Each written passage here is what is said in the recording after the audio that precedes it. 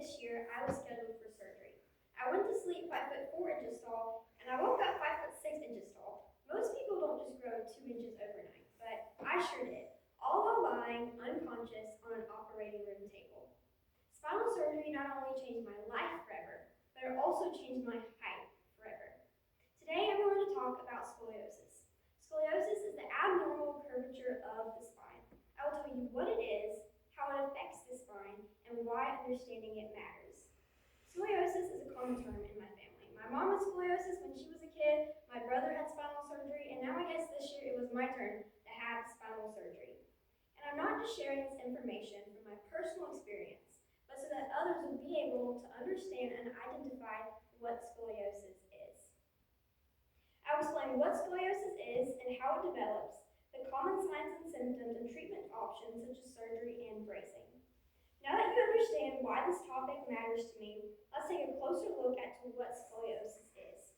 Diosoglou Ozurgan and Aiken write in the 2025 issue of the Journal of Back and Musculoskeletal Rehabilitation that scoliosis is a complex, three-dimensional deformity of the spine that causes spinal misalignment and pelvic structure changes. Ciatora, Ugart, Isay, Onik, Papa A, Papa D, and Borak explain the types of scoliosis in the 2014 issue of Palestrina of the Third Millennium Civilization and Sports, which are idiopathic, neuromuscular, and congenital. Idiopathic is a type of scoliosis that I have, and the cause of it is generally unknown, but it can be genetic, which is seen in my family, and it also increases with growth spurts, and it affects 2 to 3% of adolescents.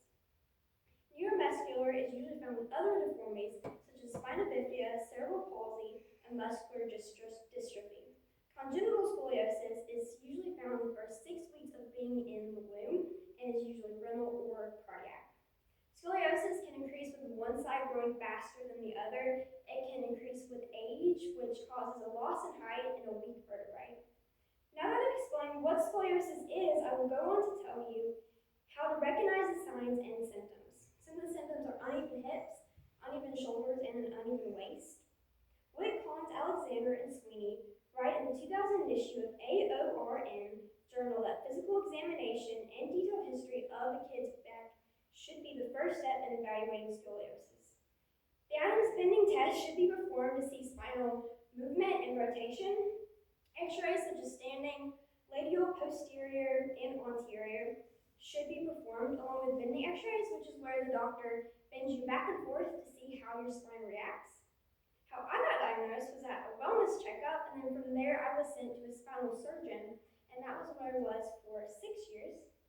Now that I've explained how scoliosis is identified, I will go on to tell you the available treatment options. Horn explains 3 treatment options of scoliosis: observation, bracing, and surgery. In this article of scoliosis, in the 2012 Clinic and Review, observation is usually done with young patients with a curve that's less than 25 degrees.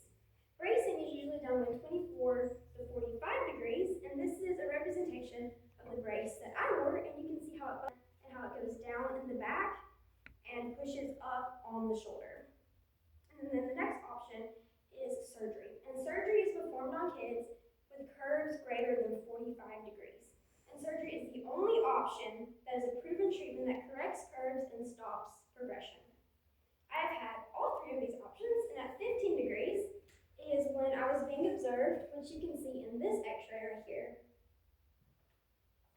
And at 23 degrees is when I was put in a brace, and you can see in this x-ray.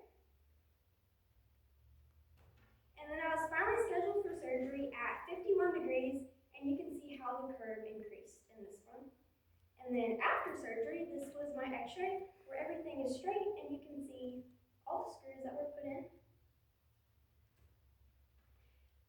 Now you know what scoliosis is, the signs and symptoms of scoliosis, and treatment options. In conclusion, scoliosis is a condition that causes abnormal curve of the spine, and being informed is the first step in being able to manage it effectively. By understanding the cause of scoliosis, recognizing the symptoms, and knowing about available treatment options, we can be more aware and better understand the available treatment options. Scoliosis can affect so many kids in so many different ways, but I am standing here to tell you that it is not not scary, and it's extremely treatable. Having personally experienced every point I've talked about today, I can say scoliosis is treatable, and understanding it is a key for better outcomes. I didn't just get taller on the operating room table that day, but I also grew a voice of awareness to show to others that they don't have to